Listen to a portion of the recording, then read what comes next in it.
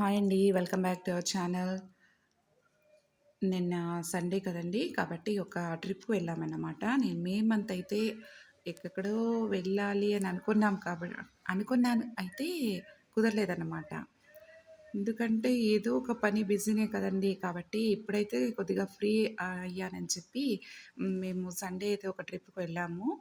ఎక్కడైనా స్టే చేసి ఒక 3 డేస్ ఉంటే ఉండవచ్చు కానీ మా పాపకి కాలేజ్ ఉంది కాబట్టి ఇంకా ఎక్కడ ఉండను కాదు. సో, సండే మార్నింగ్ వెళ్ళి ఈవినింగ్ రావాలని వెళ్తూ ఉన్నాము. ఏం ప్లేసెస్ అంటే హ్మ్, వలపాறை అనుకుంటానండి తమిళ్‌లో అంటే వలపాறை ప్లేస్‌లో మురుగన్ దేవస్థానం అది. అక్కడ వెళ్ళాము. నెక్స్ట్ కందగిరి వెళ్ళామండి. కందగిరి కూడా చాలా బావుంది. అక్కడ టిఫిన్‌కైతే ఆపామండి. టైము 9:15 అనుకుంటాను. ఆ టైంలో టిఫిన్‌కైతే రైస్ బాగుంటుంది. చూడండి ఇంత పొంగల్ ఒక్క పొంగల్ అంతే. ఆ పొంగలే 120 రూపీస్.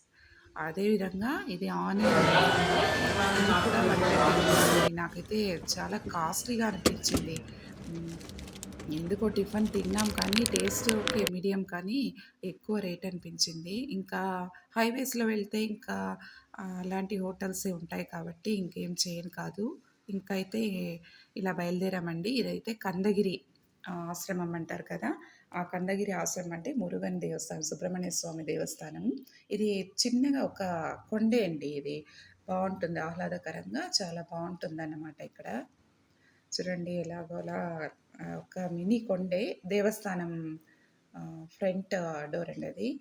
సో, ఇక్కడైతే కార్ పార్కింగ్ చేసేస్తున్నాము. ఎక్కువ మంది వచ్చిన్నారండి. అయితే ఇది వేరే దేవస్థానం విధంగా క్యూలో వెళ్ళాల్సిన పని లేదు. ఒక పెద్ద హాల్ విధంగానే ఉంటుంది. నేనైతే అలా వీడియో తీస్తామని చూస్తున్నాను. అబ్బా! ఎంత ఎండండి అసలు. భయంకరమైన ఎండ, వేడి తట్టుకొని మానలేదన్నమాట.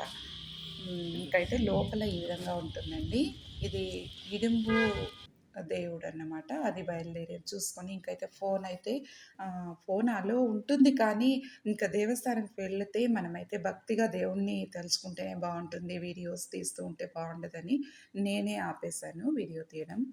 మేమైతే దర్శించుకొని మళ్ళా దిగుతున్నాము ఆ కొండ. చాలా బావుండిందండి. అక్కడైతే సరిగ్గా మేము ఒక 11:50కి వెళ్ళాము. అయితే 12:00 క్లోజ్ అండి అక్కడ. చాలా మహిమాన్వితమైన సుబ్రహ్మణ్య స్వామి దేవాలయం అది. ఇంకా దీంట్లో స్పెషల్ ఏం తెలుసా? ఇండియాలోనే నవగ్రహ దేవతల్ని మనం చూస్తాం కానీ, నవగ్రహ దేవతలు వాళ్ళ భార్యలతో ఉంటున్న దేవస్థానం, ఏకైక దేవస్థానం అంటే ఈ కందగిరి ఆశ్రమమేనండి. వాళ్ళ భార్యలతో ఉంటారన్నమాట. మనకు దర్శనమిస్తారు. ఆ విధంగా చాలా సంతోషం అనిపించిందండి. ముఖ్యంగా భార్యాభర్తలైతే ఆ దేవస్థానానికి ఖచ్చితంగా వెళ్ళి వస్తే చాలా బావుంటుందని అంటారు. సో, మేము కూడా అలాగే వెళ్ళొచ్చాము. ఇంకా ఇది ఒక అడవి ప్రాంతంలాగా అనిపిస్తుందండి మాకైతే. సో, నేనైతే అలా వీడియో తీస్తూ వెళ్ళాననమాట. ఇంకైతే కార్‌లో ఇంక మళ్ళీ ఇక్కడ సుబ్రహ్మణ్య స్వామి విగ్రహం ఉందండి. అంటే అమెరికాలో మనం అమెరికాలోనో ఇక్కడ ఒక ప్లేస్‌లో ఇంత హైట్‌గా ఉంది సుబ్రహ్మణ్య స్వామి దేవస్థానం అంటారు. 167 అడుగులనుకుంటాను. నాకు సరిగ్గా తెలీదండి. హ్మ్. సో, అంత ఎత్తైన ఒక సుబ్రహ్మణ్య స్వామి విగ్రహం అది. దాని కిందే పాదాల కిందే దేవస్థానం ఉంటుందండి. సో, అక్కడ కూడా వెళ్ళొచ్చామన్నమాట. చాలా ఇక్కడైతే హెవీ రష్ అండి. అసలు మేమైతే లోపల వెళ్లి దర్శనం చేయడానికే కాలేదు. మేమైతే ఇంకా టైం అయితుందని చెప్పేసి ఆల్రెడీ ఒక దేవస్థానం వెళ్ళాం కదా! సుబ్రహ్మణ్య స్వామి దేవస్థానం, కందగిరి ఆశ్రమం అని. సో, ఇక్కడ ఇంకా దర్శనానికి ఉంటే ఈవినింగ్ అయిపోతుంది. ఇంకొక ప్లేస్‌కి వెళ్ళాలి మరైతే మేము అని చెప్పేసి మేము ఇక్కడ సరౌండింగ్స్ అన్నీ చూసేసి ఇంకా అలా చూసినామండి. అయితే హెవీ రష్ అండి.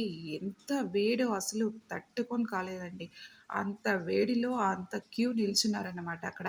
మరి ఆ క్యూలో లోపల వెళ్ళి రావడం అంటే చాలా కష్టం అని చెప్పేసి మేము అలానే దర్శనం చేసుకున్నాం బయట నుంచిని. దీంట్లో ఒక ప్రత్యేకం ఏమంటే మనం బయట నుంచినే లోపల ఆ విగ్రహాన్ని చూడొచ్చండి.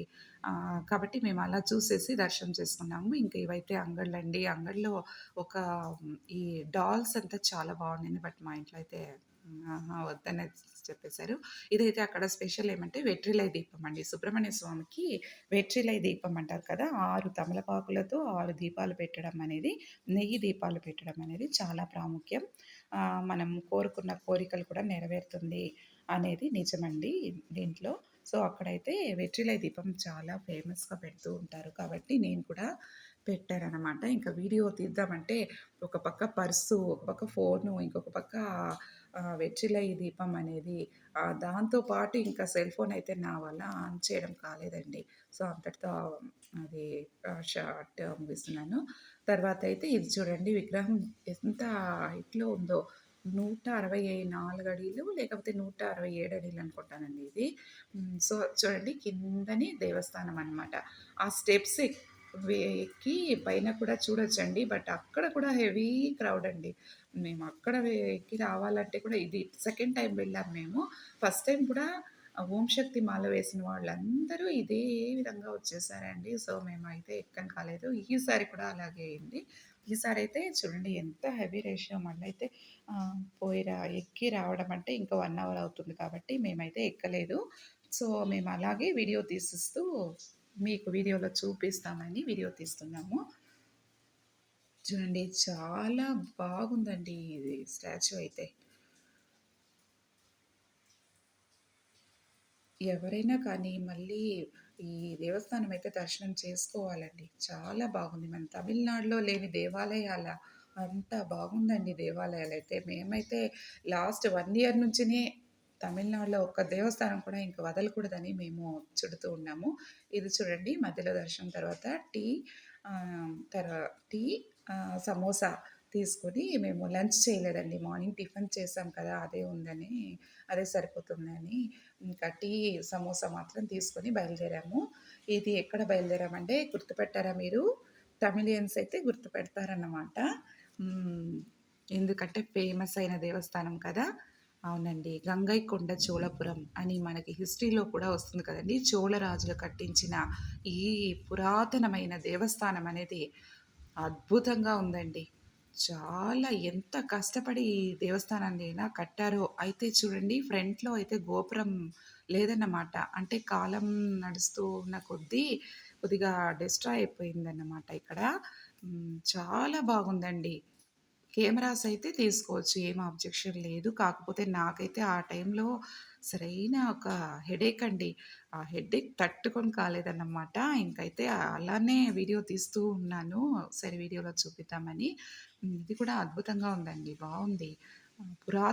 పురాతనమైన దేవాలయాల గురించి మనం బుక్స్‌లో, హిస్టరీలో చదువుతాం కానీ, డైరెక్ట్‌గా మనం దర్శించుకుంటే దాని యొక్క విలువే వేరండి. చూడండి ఎంత బాగుందో ఆ సైడ్ వ్యూ అంతా చాలా బావుంటుందనమాట.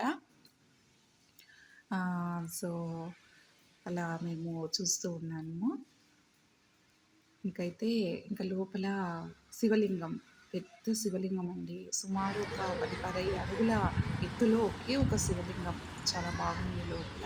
బట్ అయితే చాలా హెవీ. మీకు ఇది చూస్తే ఎలా ఉంటుందో కానీ, నాకైతే చాలా వేడిగా ఉందండి. నా ఫేస్ చూడండి ఎలా అయిపోయిందో. అసలు వీడియో తీద్దామంటే మనసే లేదు. ఇంకేం చేయడం ఇంకా వచ్చిన తర్వాత ఒక వీడియో అయినా, ఒక జ్ఞాపకార్థం ఉంటే బావుంటుందని చెప్పి తీస్తున్నాము. గోపురం చూడండి. ఇది ఇంచుమించు తంజావూరులో మనము దేవస్థానం ఉంది కదా! అక్కడ దర్శించుకున్న ఆ ఫీలింగే కలుగుతుందండి ఇక్కడ వస్తే. ఇక్కడ కూడా ఎక్కువ మంది ఉన్నారు కానీ, బట్ క్యూ అంత ఏది ఉండదండి. మన పాటికి మనం దర్శించుకోవచ్చు. ఫ్రీగా ఉండొచ్చు. ఇక్కడైతే ఒక చిన్న ఇలా షార్ట్ తీసేస్తున్నాను. అది కూడా వీడియోలో ఇంక్లూడెడ్. సో, ఓకే అండి. బాయ్. Thank you.